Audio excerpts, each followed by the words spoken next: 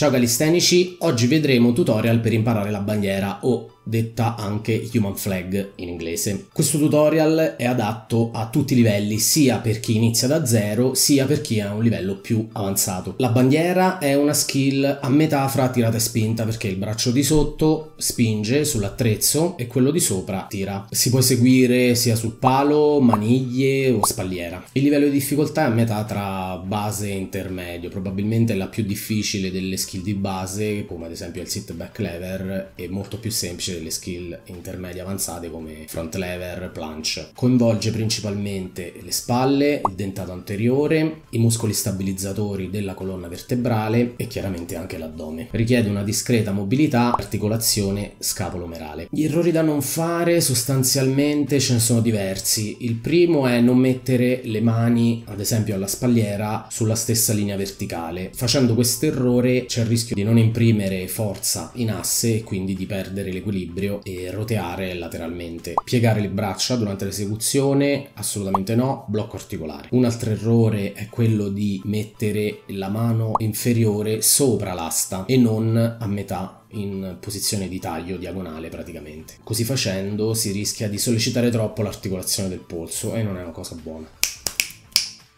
Sarà un tutorial molto lungo questo, ragazzi. Un consiglio che io do è di partire sempre ad allenarla dal lato debole. Ci sarà sicuramente un lato dove riuscirete a imprimere più forza, così da non creare scompensi lungo andare durante il vostro percorso di allenamento della bandiera. Come prerequisiti per iniziare ad allenare la Human Flag: 8 trazioni alla sbarra, 12 dip. Quindi oggi vediamo una serie di esercizi di base, principalmente per l'addome, progressioni statiche, potenziamento specifico e potenziamento generale molto utile a condizionare tutti i vari gruppi muscolari che ci servono, con esercizi complementari per allenare la bandiera. Iniziamo dagli esercizi di base. Come primo esercizio sicuramente il side plank con i piedi poggiati a terra e il gomito sul pavimento è ottimo, sia la versione statica che quella dinamica. Possiamo rendere l'esercizio più complicato piegando il ginocchio della gamba che è più vicina al pavimento, oppure possiamo portare il braccio da lungo il fianco sopra la testa, eseguire delle ripetizioni a velocità controllata sempre col braccio lungo il fianco, con braccio teso verso l'alto, per poi passare a una versione diciamo in straddle. Questa è molto più difficile per quanto riguarda l'equilibrio. Ed infine, per emulare al meglio la posizione finale della bandiera, ottimo il side plank elevated con piedi sopra un rialzo, in questo caso un divano, poggiando il gomito a terra, oppure con mano a terra è ancora più complicato.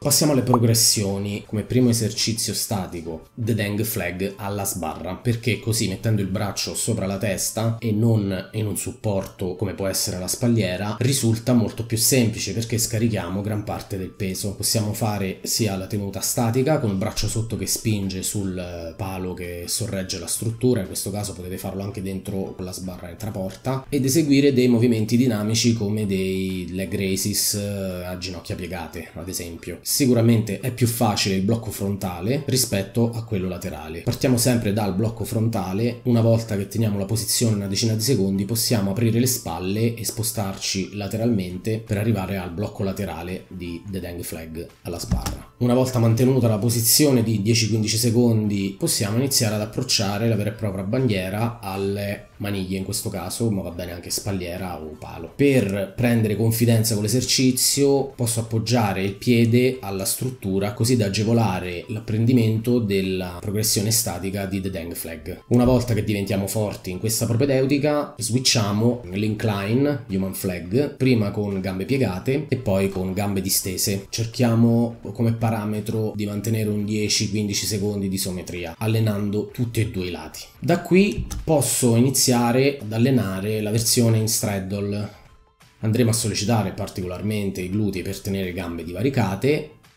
Una volta raggiunto anche qui una decina di secondi massimo, possiamo passare alla flay, ossia alla Human Flag, con le ginocchia piegate. Uno step intermezzo tra straddle e flay potrebbe essere utilizzando una loop band attaccata sopra, in questo caso alla spalliera. Inserisco il piede, parto in spaccata e mi posiziono in bandiera, spingo forte col braccio sotto, tiro sempre con quello sopra, ok, creo la leva e l'elastico mi aiuta a mantenere la posizione. Questo lo posso inserire quando sono vicino vicino alla versione full. Consiglio l'utilizzo di elastici soltanto in questa situazione. Vediamo ora una serie di esercizi specifici per lo più dinamici, come possono essere gli slanci, prima in versione incline e poi versione full. Successivamente, per rinforzare anche la mobilità attiva delle spalle, di apertura del petto da blocco frontale al laterale senza appoggiare i piedi a terra, è un esercizio molto difficile. Un altro complementare possono essere i raises, sia in blocco frontale che in blocco laterale, portando le ginocchia al petto e stando con le braccia in posizione di bandiera, arrivare a un 8-10 ripetizioni.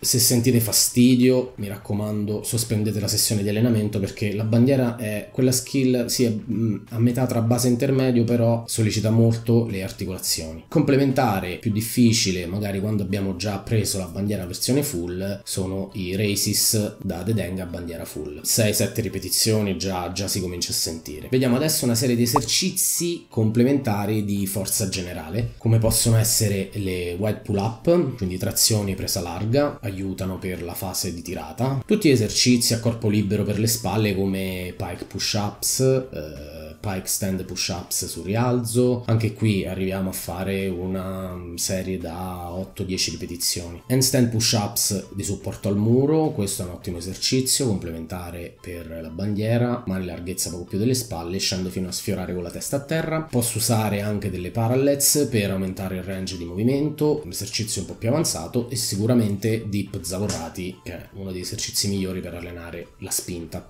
Un esercizio statico sempre al muro è la one arm handstand con supporto o con mano a terra o in questo caso con parallels. Mi permette di lavorare molto sulla spinta della spalla, allenare sempre tutti e due i lati. Per quanto riguarda lavoro complementare all'addome, sicuramente side raises a ginocchia piegate alla sbarra sono un ottimo esercizio, sia la versione half rom che la versione full rom. I side leg raises a gambe tese sono un esercizio che aiuta a migliorare e a rinforzare l'addome, che comunque è un muscolo unico, però magari vogliamo enfatizzare il lavoro sulla parte laterale, quindi va bene. Gli esercizi che vedete sono in progressione dal più facile al più difficile. Un altro complementare interessante può essere la tenuta in elang one arm con ginocchia piegate lateralmente, e mantengo la posizione qui una decina di secondi. Questo abitua il braccio sopra a tirare senza il supporto del braccio inferiore. In scheda io consiglio di allenarla massimo una volta a settimana con un'isometria in base al vostro livello che abbiamo visto, quindi una progressione, un esercizio di forza specifica, 2 di forza generale, 1 di, come il side plank ad esempio, di